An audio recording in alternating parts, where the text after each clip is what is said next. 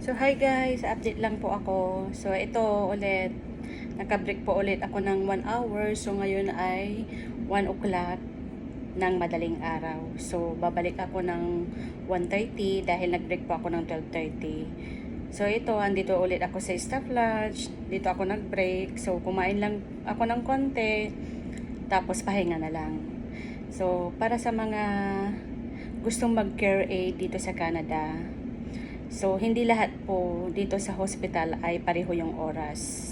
So, dito sa pinagtatrabahoan ko guys, 12 hours ang shift po namin for everyday. So, may mga hospital din or mga care home na 8 oras lang din po yung trabaho nila.